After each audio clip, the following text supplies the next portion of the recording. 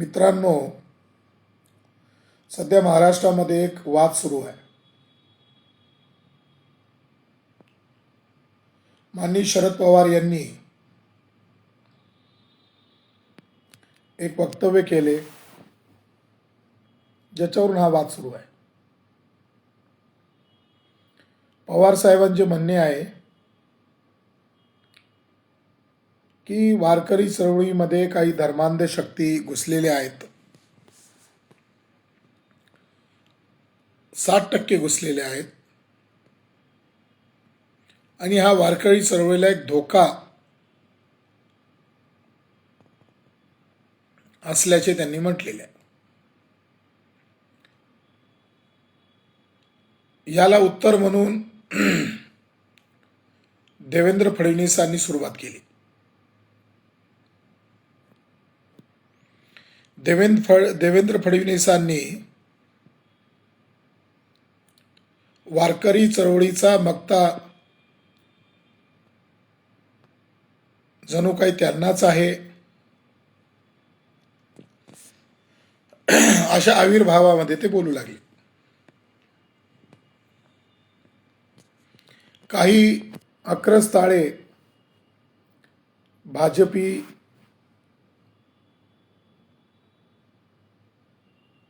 लोक, RSSचे लोक वाचाळपणे अथवा तद्वा बोलत आहेत.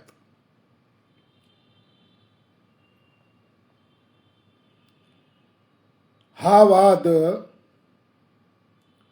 पवार विरुद्ध फडणवीस असा नसून हा वाद बहुजन विरुद्ध ब्राह्मण असा आहे.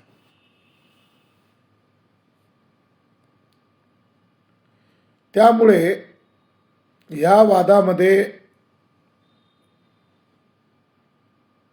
आम्हाला देखील आमच्या भूमिका मांडणं आवश्यक आहे असं वाटत असल्यामुळे हा व्हिडिओ आम्ही बनवित आहोत. हा वाद मुळात हा वाद आहे का?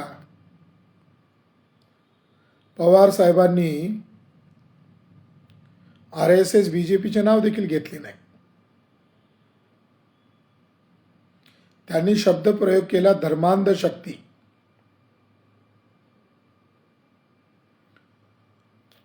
त्याचा घाव फडणवीस यांनाच का लागावा? त्या धर्मांध शक्ती कोण आहेत?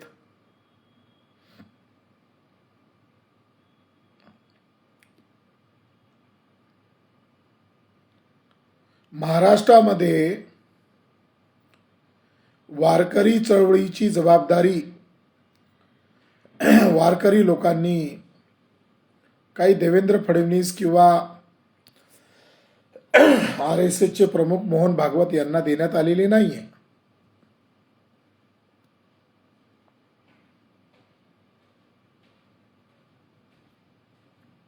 किंवा फडणवीस किंवा भागवत हे काही संतही नाहीये.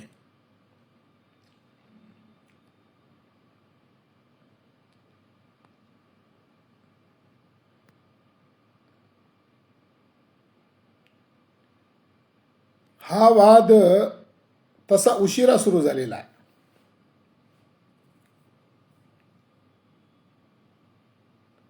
एक जो राम मंदिर ट्रस्टचा जो कोषाध्यक्ष आहे, एक महाराज गोविंदगिरी महाराज, हा इसम पुणे विद्यापीठामध्ये जाऊन बरळला की खरा ग्रंथ हा दासबोधच आहे आणि इतर ग्रंथ त्यांनी विशेष करून उल्लेख केला. नामदेव महाराज आणि तुकाराम महाराज हे मात्र संकलन आहे.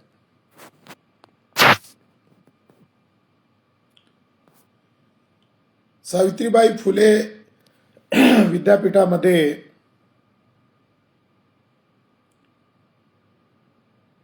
हा मनोविकृत व्यक्ती आला कसा, आणि त्याने वाचाळ पद्धतीने जे वक्तव्य केले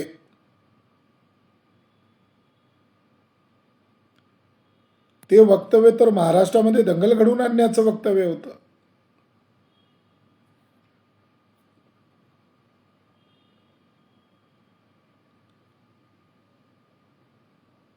नामदेव महाराज, संत तुकाराम महाराज हे वारकरी परंपरेतले केवळ संतच नाहीये, तर हे त्या काळीही वारकऱ्यांचे नेते होते आणि आजही त्यांचे मार्गदर्शक आहेत, नेते आहेत. भट रामदास हा संत नाहीये. रामदासाला संताच्या परंपरेत मान्यता देखील नाहीये.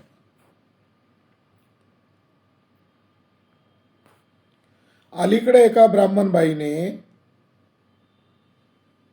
मुंबईच्या एका ब्राह्मणबाईने वक्तव्य केले की डॉक्टर बाबासाहेब आंबेडकरांवर रामदासाच्या मनाच्या श्लोकाचा प्रभाव होता.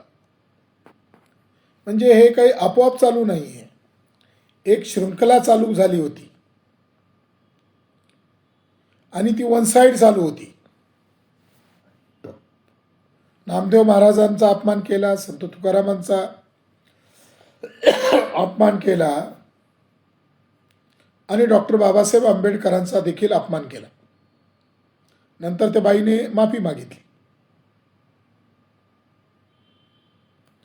त्यानंतर RSSचा पोंक्षे नावाचा ब्राह्मण, विक्षिप्त ब्राह्मण,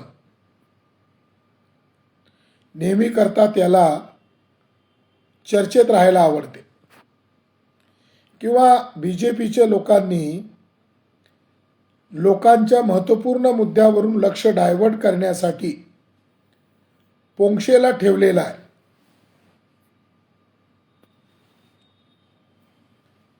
पोंक्षेनी मनुस्मृतीचं समर्थन करणारं वक्तव्य दिलं आणि त्या वक्तव्यामध्ये डॉक्टर बाबासाहेबांचा हेतुपूर्वक अपमान केला. परिस्थिती अंगलट येत आहे हे पाहून पोंक्षेला वरतून माफी मागायला सांगितलं. पोंक्षेनी माफी मागितली.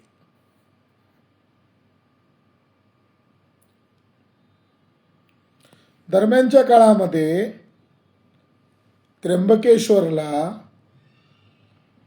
जो कुंभमेळा आयोजित केला जात आहे त्यासाठी लाखोच्या संख्येने वृक्ष तोडण्यात आली आणि त्या कुंभमेळ्याच्या नावाखाली हजारो कोटी रुपयाचा सरकारी पैसा हा ब्राह्मणवादाच्या प्रचारासाठी वापरण्यात येऊ लागला. खरे तर हा वाद विधानसभेमध्ये गाजायला हवा होता की घटनेच्या कोणत्या कलमाअंतर्गत नशेडी, गंजेडी आणि विषमतेचं समर्थन करणाऱ्या साधूंसाठी खर्च केला गेला पाहिजे असं भारताच्या संविधानात कुठं लिहिलेलं आहे?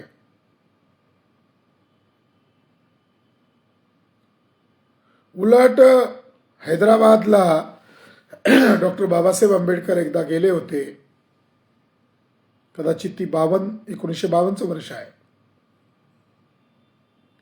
त्या सभेमध्ये ते जाहीरपणे बोलले की कुंभमेळ्यावर सरकारी पैसा खर्च करू नये आणि सरकारने देखील अशा गोष्टीचा प्रचार करू नये. बाबासाहेब आंबेडकर म्हणले की अशा साधूंना कारागृहात डांबले पाहिजे.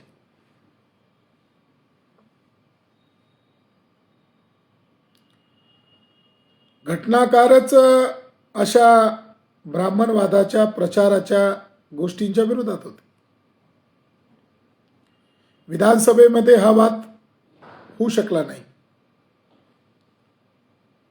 कारण बीजेपीने, देवेंद्र फडणवीसांनी विरोधी पक्ष अस्तित्वात ठेवलाच नाही.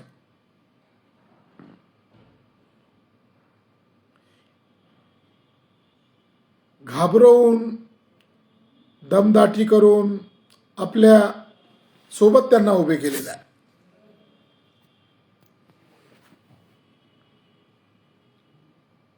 आता वाद आहे की फडणवीसांनी ठेका घेतलेला आहे की ते वारकऱ्यांचे आता नेते झालेले आहेत, अशा आविर्भावात ते बोलत आहे. गोविंद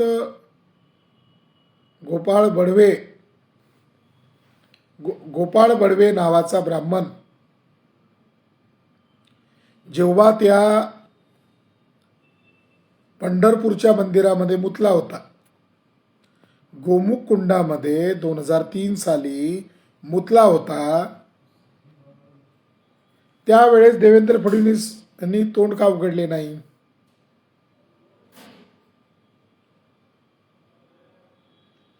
भाजपच्या एकाही नेत्याने तोंड का उघडले नाही?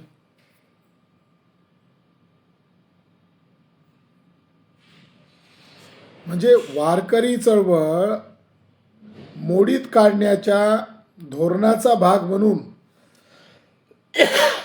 आता सध्या वाद करणं चालू आहे.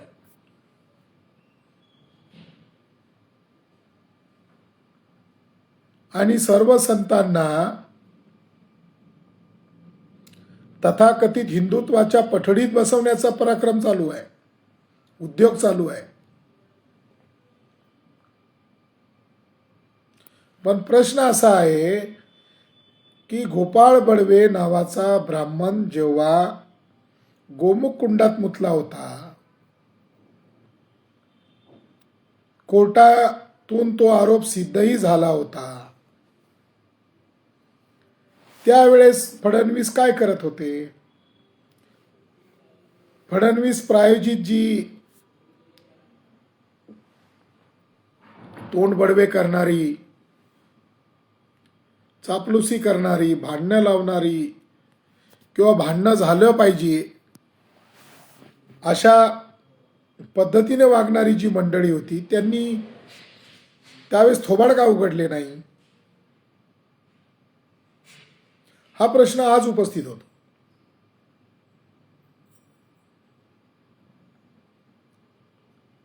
मी या वादाच्या निमित्ताने वारकऱ्यांना एक माहिती देऊ इच्छित आहे की भाजपाचा एक नेता आहे ज्याचं नाव आहे सुब्रमण्यम स्वामी.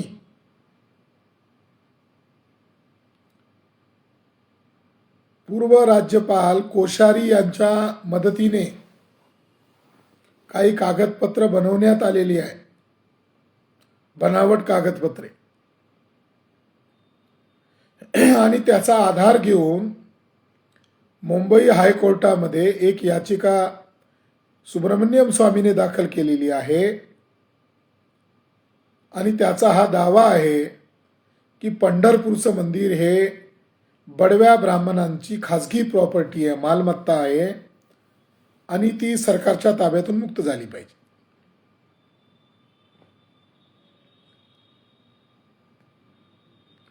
म्हणजे एकीकडे भाजप वारकऱ्यांचं कैवार घेण्याचं नाटक करते आणि दुसरीकडे ते मंदिरच बडवे ब्राह्मणांच्या ताब्यात गेलं पाहिजे याच्यासाठी कायदेशीर तयारी करते. आणि या प्रकरणाची एक सिंगल बातमी इलेक्ट्रॉनिक मीडिया, प्रिंट मीडियामध्ये नाही गेली पाहिजे याची खबरदारी ही ब्राह्मण मंडळी घेतात.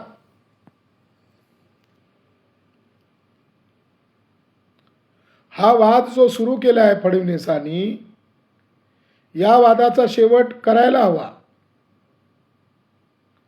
आणि ह्या वादामागे जे गुप्त हेतू आहेत ते हेतू समोर आले पाहिजे.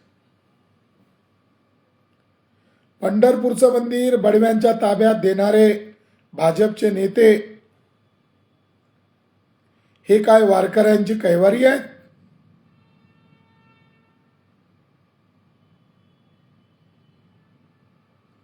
तो जो ऍक्ट बनवलेला आहे पंढरपूर अधिनियम, त्या ऍक्ट मध्ये बडव्यांना अनुवांशिक कामं करण्याची मुभा दिलेली आहे.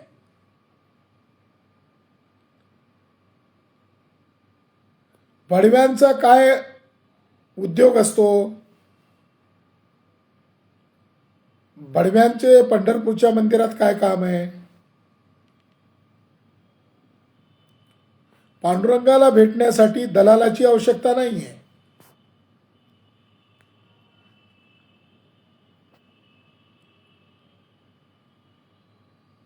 दुसरा, त्या ऍक्टमध्ये असं प्रावधान आहे की पुरुष सूक्त म्हटले पाहिजे, असं त्या ऍक्टमध्ये लिहिलेलं आहे.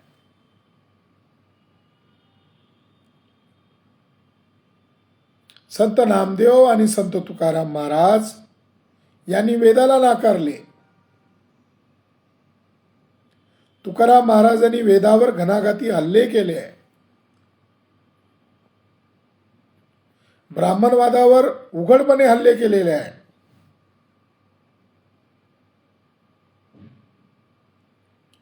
वेद पूर्णपणे नाकारलेले आहे. वैदिक परंपराशी जोडण्याचा या धर्मांध शक्तीचा प्रयत्न आहे. मूळ गोष्ट ही आहे की संतांची परंपरा ही बहुजनांची स्वाभिमानी परंपरा होती आणि आहे. ती अवैदिक परंपरा आहे. त्या अवैदिक परंपरेला वैदिक परंपरेशी जोडून या वारकरी चळवळीचं ब्राह्मणीकरण करण्याची एक मोठी योजना दिसून येत आहे. आणि हा जो ऍक्ट बनवण्यात आला, त्या ऍक्टमध्ये पुरुष सूक्त हे काकड आरतीच्या नावाखाली म्हटले गेले पाहिजे असं म्हटलेलं आहे. पुरुष सूक्त काय आहे की ब्रह्म्याच्या तोंडातून ब्राह्मण, ब्रह्म्याच्या बाहूतून क्षत्रिय, ब्रह्म्याच्या जांघेतून वैश्य आणि पायातून शूद्र. तुकाराम महाराज तर या गोष्टी डिनाय करतात. नामदेव महाराज या गोष्टी नाकारतात. त्या वाळवंटावर जातीपाती विसरून संत एकत्रित आलेले आहेत. भेदाभेद नाश करून वारकरी एकत्रित आलेले आहेत असं अभंगामध्ये उल्लेख आहे. तेव्हा RSS आणि BJPचे लोक या वादातून काय निष्पन्न करू इच्छितात तर वारकऱ्यांची चळवळ, संतांची चळवळ ही वैदिक धर्माचं अपत्य आहे हे दाखवू इच्छितात. म्हणून या फडणवीस शाहीच्या विरोधात सर्व वारकऱ्यांनी उभं राहिलं पाहिजे. ही चळवळ जी आहे वारकऱ्यांची, ही सर्व बहुजनांची चळवळ आहे, मुक्तीची चळवळ आहे, समानतेची चळवळ आहे. 18 पगड जातीचे लोक संत पदाला पोचले.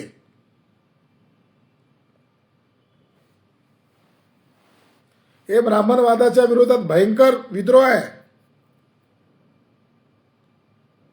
म्हणून हा महत्वाचा मुद्दा आहे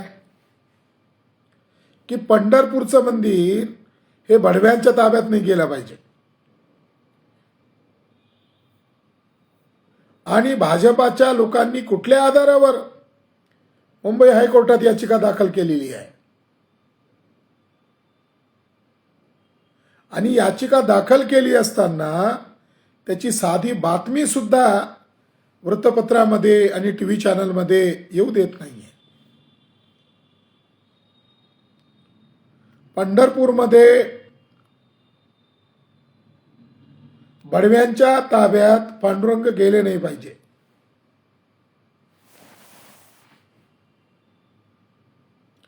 दुसरा मुद्दा हा आहे की बहुजनांच्या संतांच्या भूमीत सावित्रीबाई फुले विद्यापीठामध्ये गोविंदगिरी महाराज जो राम मंदिर ट्रस्टचा कोषाध्यक्ष आहे, तो संत तुकाराम आणि संत नामदेव यांना शिवीगाळ करतो, हिणवतो, कमी लेखतो.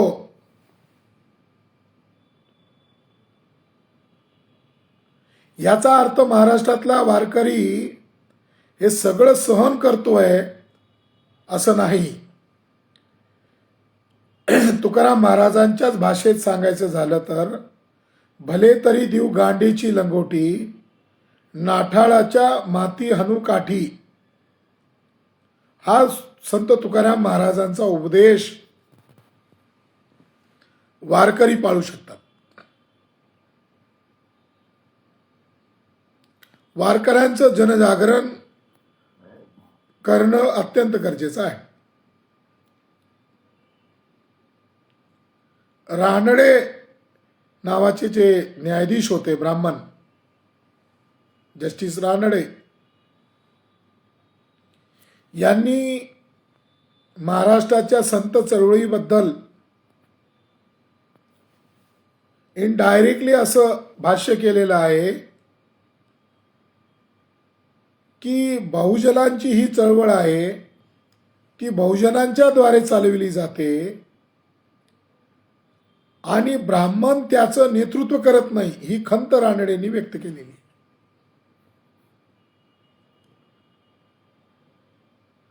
तर ब्राह्मण लोक वारकऱ्यांच्या चळवळीला खतम करू शकलेले नाहीये, समाप्त करू शकलेले नाहीये.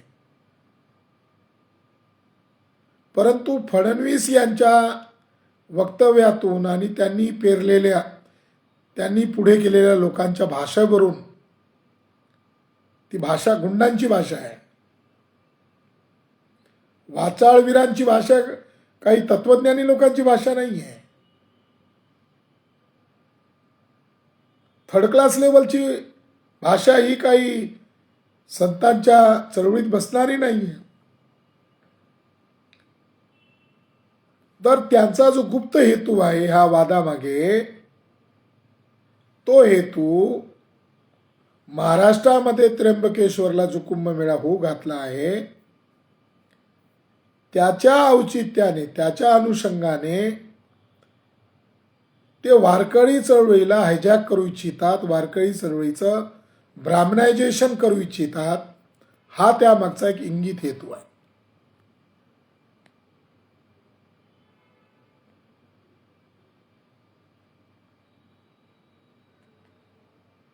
तर हा जो वाद चालू आहे, या वादाचा शेवट फडणवीस नाही करणार, या वादाचा शेवट वारकरी लोक करणार.